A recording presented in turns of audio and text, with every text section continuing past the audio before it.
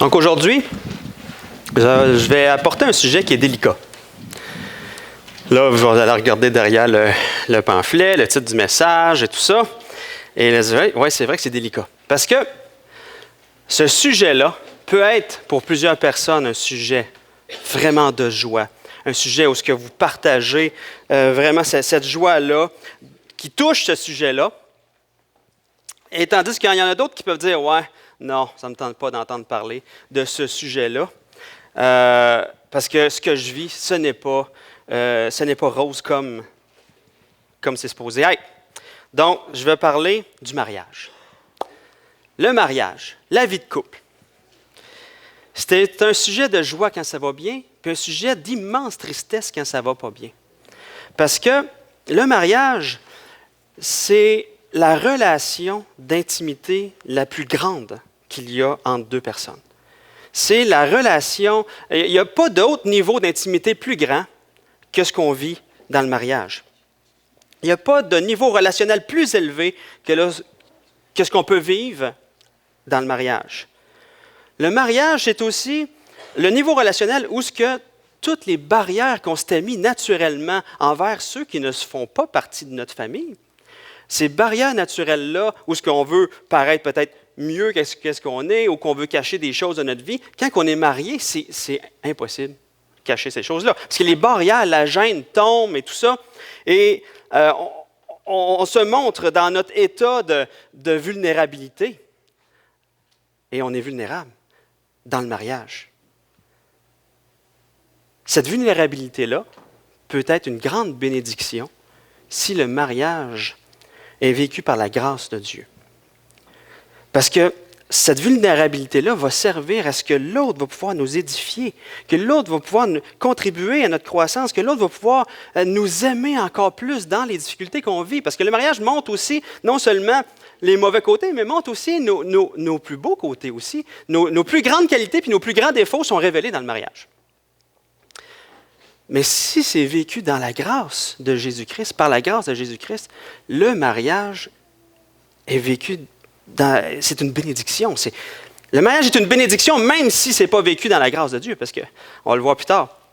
Mais si c'est la chair qui prend le dessus, le mariage, cet état de vulnérabilité-là peut être pris contre nous. Cet état de vulnérabilité-là, on peut se servir de cet état de vulnérabilité-là pour pas édifier l'autre, mais au contraire l'écraser puis abattre l'autre. Et quand c'est la chair qui prend le dessus dans la vie de couple, c'est là qu'il y a des crises qui explosent, c'est là qu'il y a des choses qui arrivent, c'est là qu'il y a des idées noires qui rentrent. J'arrête jamais de me marier avec cette personne-là. Ou bien pire, hey, il me semble que je me verrais plus avec telle personne ou telle autre personne. Il me semble que je dépeins quelque chose de grave aujourd'hui. Si votre couple va bien aujourd'hui, gloire à Dieu. Mais si votre couple va mal aujourd'hui, il y a de l'espoir. Il y a de l'espoir. Donc aujourd'hui, on va parler du mariage. Les jeunes, prenez des notes. Ça s'en vient? Ceux qui sont en mariage aussi, prenez des notes. Et ceux qui ne sont pas mariés ou qui ne se marieront jamais, tout ce qu'on va parler peut faire dans toutes nos relations. Relations de frères et sœurs en Christ, relations parents-enfants aussi. Toutes nos relations vont être touchées par ce qu'on va voir ensemble. Donc, aujourd'hui, la clé d'un mariage heureux, c'est quoi? C'est l'Évangile. Il n'y a rien d'autre que ça. La clé de toutes les relations heureuses, c'est l'Évangile. Il n'y a rien d'autre, il n'y a pas d'autre clé que l'Évangile pour nous amener à être heureux dans nos relations et heureux dans le couple. Donc, ce qu'on va voir aujourd'hui, on va voir 4 choses. 4 choses. Pour que l'Évangile puisse agir dans notre couple, on doit réaliser et comprendre et accepter par la foi 4 choses. La première chose, réaliser que le mariage, c'est l'affaire de Dieu. C'est son affaire à lui. 2, réaliser que nous sommes dépouillés de l'homme pécheur. On doit réaliser puis croire par la foi que nous sommes dépouillés de l'homme pécheur. 3, réaliser et accepter par la foi qu'on a revêtu l'homme nouveau. Et 4, réaliser que le Saint-Esprit nous renouvelle à chaque instant, à chaque jour.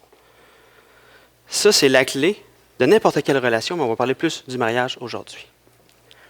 Donc, dans la vie de couple, il peut y avoir des hauts et des bas, mais à mesure qu'on grandit en maturité avec le Seigneur Jésus, les hauts deviennent de plus en plus hauts et de plus en plus fréquents, et les bas, ce qu'on veut vivre, c'est qu'ils soient de moins en moins bas puis de moins en moins fréquents. Donc, on veut cette croissance-là spirituelle qui nous amène à nous aimer encore plus dans le couple. Je ne sais pas où est-ce que vous êtes présentement dans votre vie de couple, si c'est l'amour fou. Oui, il y en a des nouveaux mariés là, en ce moment, ou que les barrières ne sont pas encore tombées. Je sais qu'il y a un petit couple là, un autre petit couple là, il y a d'autres petits couples nouvellement mariés. Mais peut-être qu'en ce moment, vous vivez quelque chose de difficile et vous dites « Ah bien là, je ne suis plus capable ». Vous êtes en train de croire que le mariage, vous n'êtes pas être heureux dans le mariage et que finalement, c'est juste un sujet de stress puis que vous n'auriez jamais dû vous marier. J'espère que ce n'est pas ça que vous vivez. Mais si c'est ça que vous vivez, il y a de l'espoir. OK? Mais c'est le fun de voir un couple de personnes âgées où on voit cet amour-là qui a grandi à travers les siècles. Hein? Comme M. Gendron, Mme Gendron. Cet amour-là qui a grandi à travers les siècles. Donc, peu importe dans l'état où vous vous trouvez dans votre vie de couple, la première chose à réaliser, on doit réaliser que le mariage, c'est l'affaire de Dieu. C'est son affaire à lui. Le mariage est quelque chose de bon que Dieu a instauré. C'est l'affaire de Dieu parce que c'est lui qui l'a inventé, c'est lui qui l'a instauré. Tiens, on est là. C'est lui, c'est la première des institutions divines, avant même quoi que ce soit, avant même l'autorité parentale, avant même les rois, les gouvernements humains, avant quoi que ce soit d'autre. Dès que Dieu a créé l'homme et la femme, il a instauré cette relation-là, le mariage. C'est lui qui a voulu ça. C'est lui qui a voulu ça. Il y avait des bonnes raisons. Il y a quelque chose qu'il veut démontrer au travers du mariage. Dans Marc 10, versets 2 à 9, c'est écrit « Les pharisiens abordèrent Jésus, ils l'abordèrent pour l'éprouver. Ils lui demandèrent s'il est permis à un homme de répudier sa femme. Il leur répondit « Que vous a prescrit Moïse ?» Moïse, dirent-ils, a permis d'écrire une lettre de divorce et de répudier sa femme. Et Jésus leur dit « C'est à cause de la dureté de votre cœur que Moïse vous a donné ce précepte. Mais au commencement de la création, Dieu fit l'homme et la femme. C'est pourquoi l'homme quittera son père et sa mère, s'attachera à sa femme, et les deux deviendront une seule chair. Ainsi, ils ne sont plus deux, mais ils sont une seule chair. Que l'homme donc ne sépare pas ce que Dieu a joint. » Le mariage, c'est l'institution de Dieu. C'est Dieu qui l'a fait. L'homme quittera son père et sa mère, s'attachera à sa femme. Les deux vont devenir une seule chair. Que l'homme donc ne sépare pas ce que Dieu a uni. Ah, on dirait que c'est une prédication pour un mariage. Hein? Je vais le garder pour vos mariages. C'est bon. Si Dieu a voulu le mariage, bien voyons, pourquoi un jour j'ai eu le désir de marier cette personne-là? C'est qu'un paquet de troubles. Hein? Mais non, Dieu veut le mariage, il l'a instauré, c'est ça qu'il veut. L'apôtre Paul dit dans Éphésiens 5, versets 31 et 33, même chose. C'est pourquoi l'homme quittera son père et sa mère, s'attachera à sa femme, et les deux deviendront une seule chair. Mais par exemple, ce mystère est grand. Je dis cela par rapport à Christ et à l'Église. Du reste, que chacun de vous aime sa femme comme lui-même et que la femme respecte son mari. Donc, le mariage est voulu de Dieu parce que le mariage est une occasion de pouvoir comprendre réellement, physiquement, cette union qu'il y a entre Christ et son Église. C'est un exemple pratique d'une intimité tellement grande, quand il est vécu par la grâce de Dieu, quand il est vécu par cet amour-là qui nous vient de notre nouvelle créature, qui nous amène à aimer l'autre. C'est vraiment une image de comment Jésus aime l'Église et comment il est uni à elle. Et en plus, le mariage est vraiment une vitrine sur qui est Dieu. Une vitrine sur la gloire de Dieu. Elle pointe vers cet amour incroyable, cet amour si grand que Dieu a eu envers nous, qui a envoyé son Fils Jésus-Christ mourir sur la croix pour nous.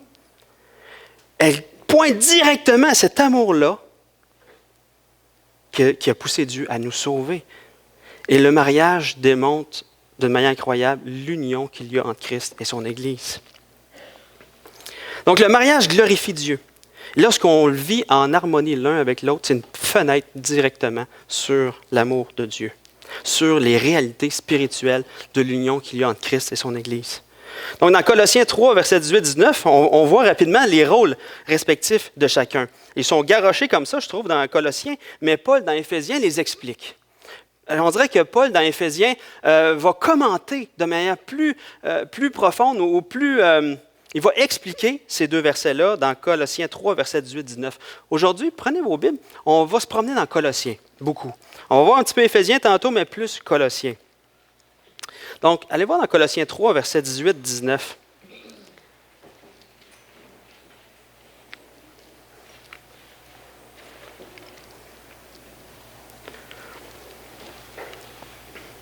Colossiens 3, verset 18-19, c'est écrit « Femmes, soyez soumises à votre mari comme il convient dans le Seigneur. Marie, aimez vos femmes et ne vous aigrissez pas contre elles. » Je trouvais le terme « aigrisser » spécial. Le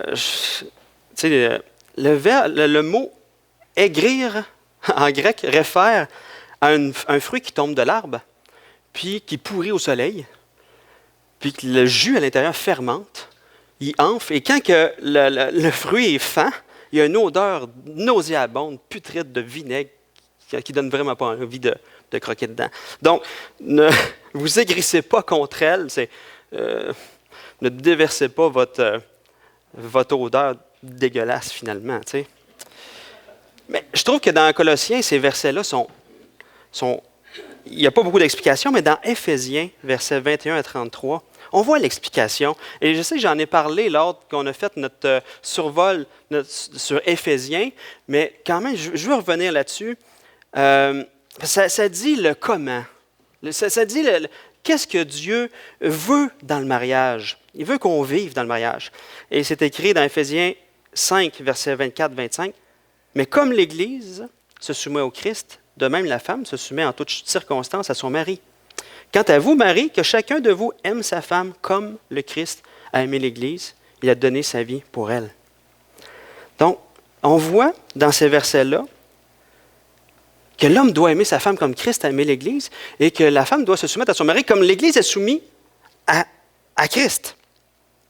Et le mot « comme » que j'ai souligné démontre une comparaison. C'est le « comme ça ». Tu sais?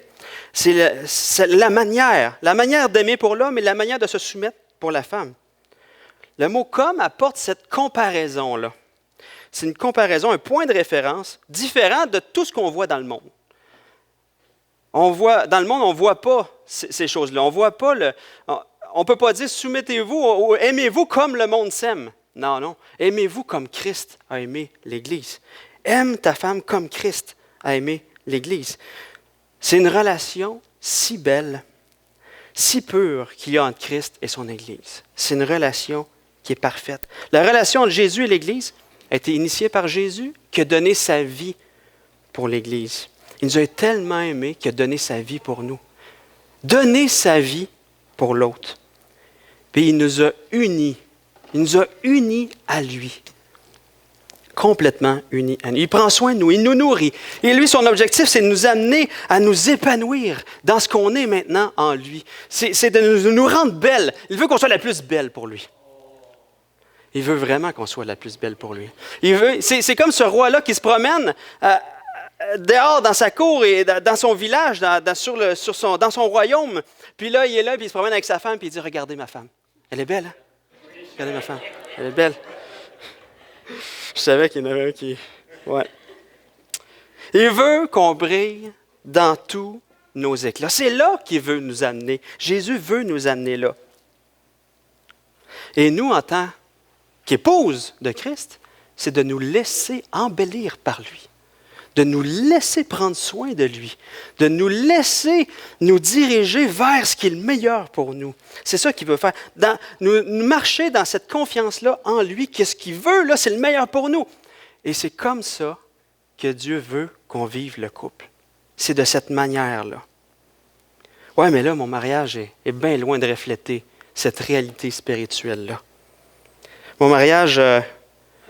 des fois, j'ai l'impression que c'est peine perdue. Des fois, j'ai l'impression que, non, ça ne peut pas réussir. Mais rappelle-toi que le mariage, c'est l'affaire de Dieu. Il veut amener ton mariage là. Il veut amener à ce que ton couple soit cette vitrine-là, sur cette réalité spirituelle-là, de cette union qu'il y a entre Christ et son Église. Il veut faire ça. Mais comment ça peut fonctionner? Dans Colossiens 3, j'espère que vous avez encore votre doigt là, on a lu tout à l'heure les versets 18-19.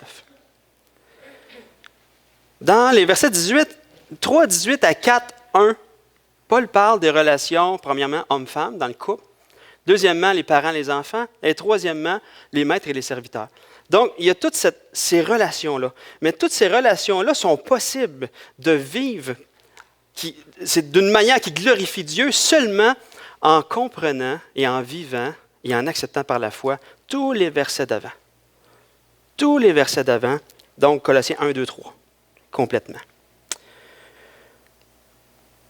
Et pour vivre un mariage qui glorifie Dieu, on faut voir dans les versets avant, on doit comprendre, on doit être illuminé par le Saint-Esprit sur le fait, puis d'accepter par la foi qu'on est dépouillé de l'homme pécheur. On est dépouillé de l'homme pécheur.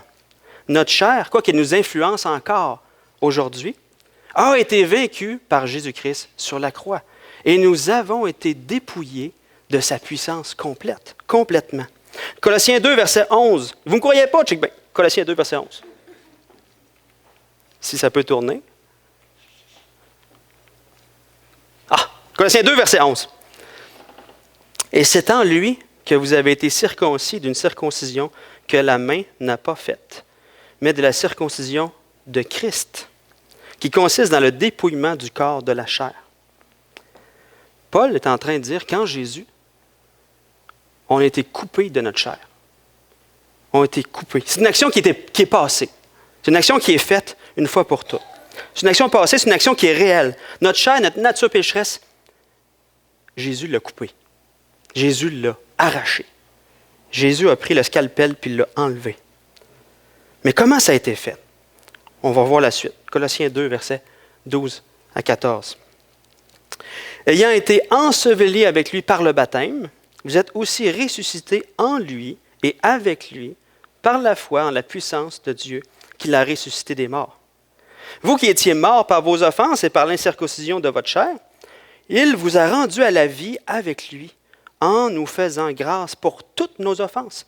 Il a effacé l'acte dont les ordonnances nous condamnaient et qui subsistait contre nous, et il l'a éliminé en le clouant à la croix. Donc Paul explique, il est en train d'expliquer qu'on a été baptisés en Jésus. On a été littéralement immergés en Jésus. Le mot baptisé veut dire immergé, complètement immergé en Jésus. Donc on a été immergés, plongés en Jésus dans sa mort sur la croix, dans son ensevelissement et dans sa résurrection. On est complètement unis à lui dans tout ça. On était mort, il nous a donné la vie. Et notre vieil homme est mort. Et si vous êtes une femme, votre vieille femme est morte. C'est drôle, c'est le plus drôle, ce bout-là.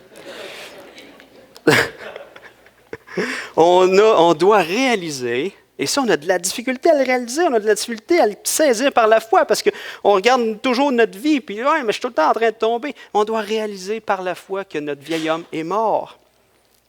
Notre ancien moi est mort. Colossiens 3, versets 3 à 9, c'est écrit. Car vous êtes morts, et votre vie est cachée en Christ, avec Christ en Dieu. Quand Christ, votre vie, paraîtra, alors vous paraîtrez avec lui. Vous paraîtrez aussi avec lui dans la gloire. Faites donc mourir ce qui, dans vos membres, est terrestre. La débauche, l'impureté, les passions, les mauvais désirs et la cupidité, qui est une idolâtrie. C'est à cause de ces choses que la colère de Dieu vient sur les fils de la rébellion. Pas sur nous, mais sur les fils de la rébellion. Parmi lesquels vous marchiez autrefois. Avant, on marchait là, lorsque vous viviez dans ces péchés. Mais maintenant, renoncez à toutes ces choses-là, à la colère, à l'animosité, à la méchanceté, à la calomnie, aux paroles équivoques qui pourraient sortir de votre bouche. Ne mentez pas les uns aux autres. Vous étant dépouillés du vieil homme et de ses œuvres. Ne faites plus ça. Vous êtes dépouillés de ça. Ne marchez plus. Ne croyez plus que vous êtes encore sous la puissance de ces choses-là. Vous pouvez marcher dans la vérité. Vous pouvez marcher dans l'amour. Pourquoi? Parce que vous êtes dépouillés de votre ancienne nature. C'est un fait qui est fait. On a dépouillé de notre chair. Mais des fois, on lutte avec ces vestiges-là. Il est comme s'il était en ruine, puis elle essaie de se relever, puis elle essaie de nous faire croire qu'on est assujetti à elle. Mais en fait, non, on ne l'est pas. Et parfois, dans notre vie de couple, on agit par la chair comme ça, en étant en colère, en disant des méchancetés, en calomniant, des fois en parlant sec, en parlant, ça arrive, pouf. Mais réalise que tu es dépouillé, tu n'as plus à agir comme ça. Réalise que c'est fini, ça, ce temps-là. Et des fois, quand notre chair réclame quelque chose, puis qu'on a de la misère à croire qu'elle est morte, mais qu'on lui donne son pouvoir finalement, des fois, on se surprend à dire « je serais plus heureux si ». Et là, le « je serais plus heureux si », c'est un mensonge en partant, parce que dès qu'on a Jésus, on est heureux. Mais quand c'est notre chair qui veut réclamer des choses, on serait plus heureux si. Et des fois, ça vient affecter nos agissements et nos manières de réagir aussi. Et des fois, on va agir et réagir en fonction de ces mensonges que nous, on croit. Je vais vous donner un exemple. Rien de tel qu'un exemple personnel. Donc, je ne l'ai pas dit à ma femme, là. Situation de couple. Je vais prendre de l'eau, je suis nerveux. Ben non. Ben oui, mais non. Okay. J'ai fait des rénovations chez nous. J'ai rénové notre salle de bain.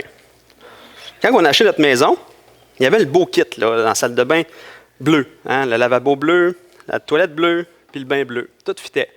Il y en a qui aiment ça, mais nous autres, on fait de bof. Et en arrivant, première chose qu'on a faite, on n'avait même pas encore aménagé, j'ai changé la toilette. Moi, j'aime ça, faire de la plomberie, ça me détend. C'est pas compliqué, mais une toilette blanche entre le lavabo bleu et le bain bleu. Donc, j'ai fait ça, et la toilette flashait merveilleusement bien. Tout était beau, ça coulait pas, merveilleux. Ma femme était fière de moi. Et j'étais donc heureux. C'était l'amour fou. Ma femme était fière de moi. J'étais content qu'elle soit fière de moi. J'étais heureux parce qu'elle était fière de moi. 7 ans après, c'est-à-dire l'année passée, on va changer le bain. OK, une job plus gros, j'écoute 48 000 films sur Facebook, sur YouTube et tout ça pour savoir comment ça change. Je dis, je vais être capable, ma femme, check bien ça. Démolition, il fallait que j'enlève aussi toute la céramique LED qu'il y avait autour. Défonce ça. Démolition, c'est super bien passé. Et là, vu qu'on changeait de type de bain, il fallait que je fasse une cage en bois qui allait tenir le bain. Il ne se tenait pas tout seul. Donc, moi, au niveau du rough, là, je suis bon. Pas pour me vanter, là, mais pour faire du rough, je suis vraiment bon. Je suis toqué. J'ai un trouble obsessionnel compulsif sur la droiture. Donc, tout était au niveau, parfaitement au niveau, complètement au niveau. Les angles. Chez nous, juste pour vous donner une idée, quand le fromage est mal coupé, il faut que je le coupe pour que ça soit droite après. Sinon, je ne file pas bien. Donc, c'était parfait. On rentre le nouveau bain. Il rentre. Super. Flush. Là, je m'occupe de la finition. Dire que je ne suis pas bon dans la finition, ça serait trop gentil. Je suis vraiment pourri dans la finition.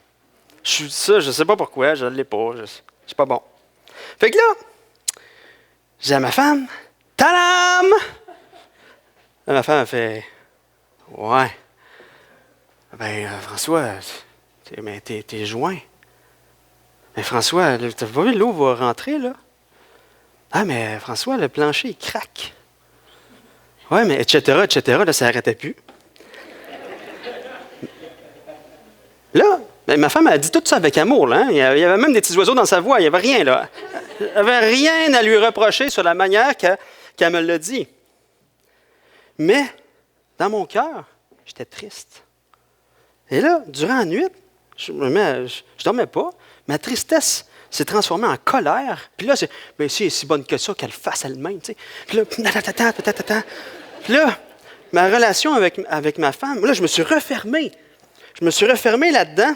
Puis là, je me suis mis à babouner. Hein? Là, à un moment donné, le lendemain de ça, on devait aller chez Ikea pour rêver aux rénovations de notre cuisine. Hey, là, je voulais plus rénover. Là. Moi, c'est fini. Je voulais plus toucher à ça. Je voulais plus rien faire. Fait que j'embarque dans le char. Ma femme est à côté, les enfants sont en arrière, je ne disais pas un mot. J'étais pogné. J'étais pogné dans mon cœur. Là, ma femme me demande, hey, ça va?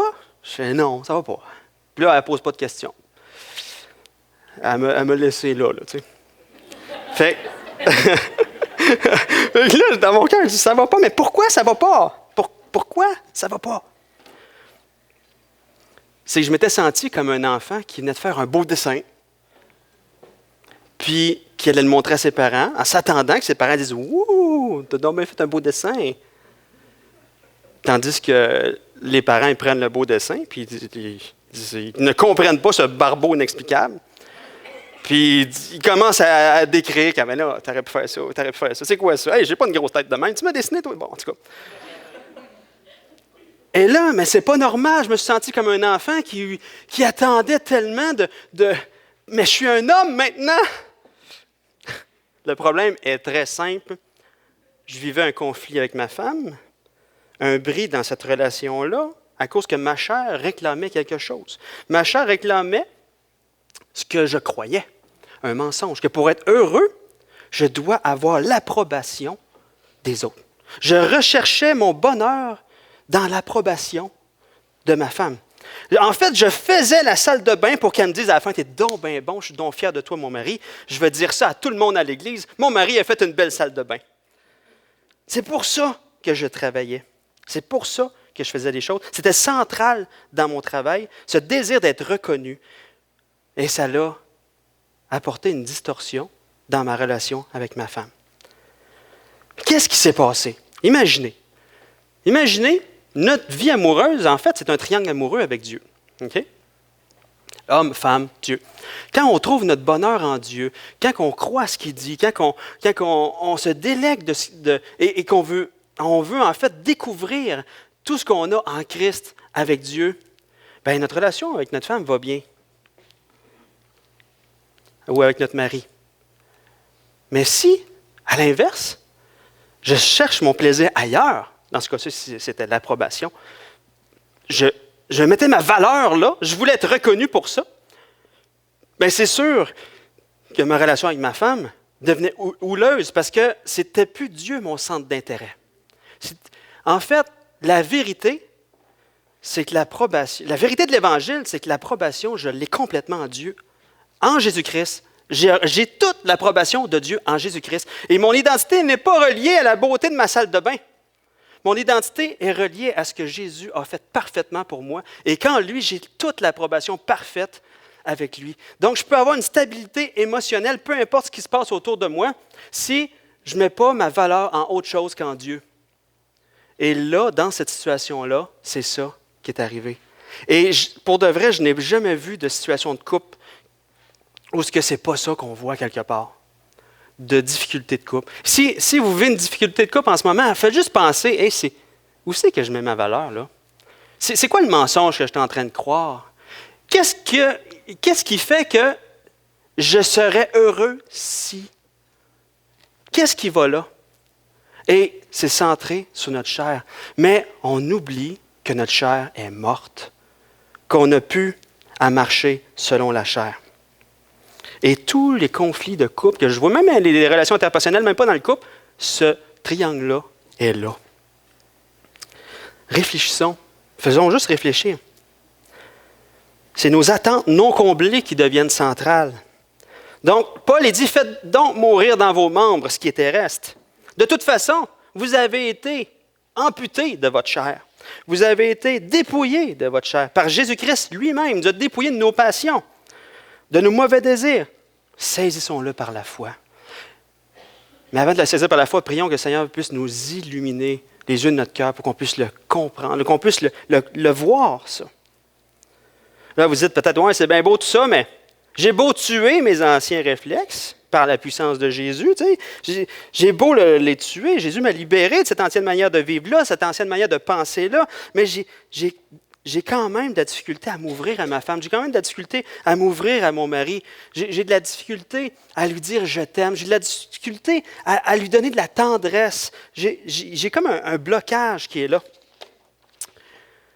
Oui, le fait que Jésus nous a dépouillés de notre chair, qu'il nous a donné la puissance de faire mourir, de mettre à mort tous ces anciens réflexes-là, Jésus ne s'est pas arrêté là. Jésus, en ressuscitant, on a aussi été immergés en sa résurrection. Il nous a revêtus de l'homme nouveau. Il ne nous a pas juste dépouillés de notre vieil homme, il nous a aussi revêtus de l'homme nouveau. Dans Colossiens 3, versets 10 à 15, c'est écrit « Ayant revêtu l'homme nouveau qui se renouvelle dans la connaissance selon l'image de celui qui l'a créé, il n'y a ici ni grec ni juif, ni circoncis ni incirconcis, ni barbare, ni scythe, ni esclave, ni libre, mais Christ est tout et en tous. Ainsi donc, comme des élus de Dieu, saints et bien-aimés, revêtez-vous de sentiments de compassion, de bonté, d'humilité, de douceur, de patience. Supportez-vous les uns les autres. Et si l'un a un sujet de se plaindre de l'autre, pardonnez-vous réciproquement. De même que Christ vous a pardonné, pardonnez-vous aussi. Par-dessus toutes ces choses, revêtez-vous de l'amour, qui est le lien de la perfection, et que la paix de Christ, à laquelle vous êtes appelés pour former un seul corps, règne dans vos cœurs, et soyez reconnaissants. Donc, on doit réaliser qu'on a revêtu cet homme nouveau-là. Marchons en conformité avec cet homme nouveau-là. Mais comment? Avant de répondre au comment, on doit voir c'est quoi cet homme nouveau-là qu'on était revêtu et de quoi il est rempli, cet homme nouveau-là, ou cette femme nouvelle-là, hein? Cette nouvelle. En fait, cet homme nouveau-là, c'est une nouvelle identité, c'est une nouvelle création qui est maintenant unie à Christ. On est complètement là, on n'est plus seul, on est unis à Christ et on ne peut pas se débarrasser de Christ parce qu'on est unis à lui. On est vraiment unis l'un l'autre ensemble. On est une nouvelle entité unie à Jésus-Christ. Okay? C'est ce qu'on est présentement. Notre vie, c'est maintenant la sienne. Ma vie, c'est la sienne aussi. Sa vie, c'est la mienne. On est ensemble. Mais que contient cette vie unie à la sienne? Colossiens 2, versets 9 et 10 le dit. « Car en lui habite corporellement toute la plénitude de la divinité. Vous avez tout pleinement en lui, qui est le chef de toute domination, de toute autorité. » Donc, je viens de réaliser que Jésus m'a amputé de mon vieil homme, de ma vieille femme, et je suis revêtu d'une nouvelle personne qui est remplie de toute la plénitude de Dieu. Là, tu te dis, ouais, mais je manque d'amour pour ma femme. Mais je prie le Seigneur qu'il me donne de l'amour pour ma femme. Mais la bonne nouvelle là-dedans, c'est que à cause du nouvel homme qu'on a reçu, il est déjà rempli de tout l'amour que tu peux rêver pour ta femme, pour ton mari. Il est déjà rempli de juste à le réaliser par la foi, à le croire, puis à le saisir. Tu manques de patience envers ton mari? La bonne nouvelle, c'est que Jésus, dans cet nouvel homme qu'il t'a donné, dans cette nouvelle femme que tu es maintenant, tu as en toi toute, à cause de Jésus, toute la patience que tu ne peux pas rêver avoir pour ton mari. On a tout pleinement en lui. Mais on croit à des mensonges, ce qui nous rend heureux. On doit renoncer à ces mensonges-là. On a tout pleinement en Jésus pour nous rendre heureux, puis être une source de bénédiction pour notre mari ou pour notre femme. On a tout ce qu'on a besoin pour pardonner constamment. Pardonner constamment. On a tout ce qu'on a besoin pour aimer constamment, pour être stable. On a tout ce qu'on a besoin pour avoir une vie d'amour qui grandit. Demandons à Jésus de nous amener à le comprendre, à le saisir, à le voir. Le Seigneur nous accompagne dans tout ça. Mais comment il le fait pour nous accompagner aussi dans tout ça? Bien, on doit réaliser que c'est le Saint-Esprit qui nous renouvelle à chaque jour. Et parmi les 3 choses qui sont passées au salut, okay, il nous a dépouillés, c'est fait. Il nous a revêtus, c'est fait. Mais il nous renouvelle, c'est un participe présent, il nous renouvelle constamment. Constamment, il nous renouvelle, il nous amène à comprendre des nouvelles choses et nous amène constamment à avancer vers sa ressemblance de plus en plus. Et dans Colossiens 3,10, c'est écrit « Ayant revêtu l'homme nouveau qui se renouvelle dans la connaissance selon l'image de celui qui l'a créé. » C'est une action constante dans notre vie, de nous laisser renouveler notre intelligence, notre façon de voir, notre façon de vivre la vie de couple comme lui, il le veut. Donc, on est revêtu de l'homme nouveau, c'est passé. On était dépouillé, c'est passé. Mais c'est une action continuelle que ça nous fait grandir en lui, en maturité, pour que notre couple reflète encore plus cette union qu'il y a entre Christ et l'Église. Et nos relations entre frères et sœurs, nos relations parents-enfants, tout au complet. Donc, laissons-nous transformer par Jésus-Christ. Lorsque Jésus-Christ nous montre qu'il y a encore des actions de notre chair, faisons-le mourir, ces choses-là. On n'est plus sous cette puissance-là. Les vestiges de notre ancienne manière de vivre. On le confesse à Jésus. Hey, oui, c'est vrai, Seigneur, tu me le montres, je le confesse, je l'ai. Mais à cause que tu m'as revêtu de cet homme nouveau, merci parce que je peux marcher en nouveauté de vie, en changement, de progrès en progrès. Si jamais vous vivez des difficultés de couple présentement, repensez au triangle. En quoi vous cherchez? C'est quoi le désir non comblé qui est dans votre cœur, qui vient de votre chair, puis qui vous amène à mal réagir, soit à vous refermer ou à attaquer votre époux ou votre épouse? C'est quoi cette chose-là? Et réalisons par la foi que le mariage, c'est l'affaire de Dieu. Il veut nous aider, il veut nous accompagner à grandir dans cette relation d'intimité-là qui le reflète finalement. Réalisons qu'on était dépouillés. On n'est plus sous l'esclavage de la chair. On n'est plus obligé de marcher là-dedans, mais au contraire, tuons ces choses-là. Dieu nous a donné la puissance parce qu'il nous a revêtus de l'homme nouveau et marchons par la foi dans le fait qu'il nous révèle sa parole encore plus, puis qui renouvelle nos pensées, qui renouvelle nos façons d'agir. Et notre vie de couple va glorifier Dieu parce qu'elle va pointer vers celui qui a changé nos cœurs et qui le renouvelle à chaque instant. Et un des moyens qui est là, je ne pourrais pas le développer, mais c'est de s'entretenir ensemble avec la parole de Dieu. La parole de Dieu qui nous révèle plein de choses sur Dieu, qui nous révèle comment il est, puis comment on peut saisir par la foi des choses qu'on peut croire pour tout simplement changer. Donc, on peut s'entretenir de la parole de Dieu. Éphésiens 3, j'ai 1 minute, je vais juste vous le lire. Non, ce n'est pas mon agenda que je veux. Colossiens 3. Excusez, c'est Colossiens. C'est pas ça que je veux. Je viens de perdre ma... Hey, Normand, peux-tu me sortir Colossiens 3? Oui, Colossiens 3, peux-tu le lire fort? Okay. Que la parole du Christ habite en vous richement, en toute sagesse, vous enseignant et vous exhortant l'un l'autre par des psaumes, des hymnes, des cantiques spirituels, chantant de vos cœurs à Dieu dans un esprit de grâce. Que la parole demeure richement parmi nous et qu'on puisse vraiment s'appuyer sur les vérités de la parole. C'est elle qui dit la vérité, pas ce que nous on pense.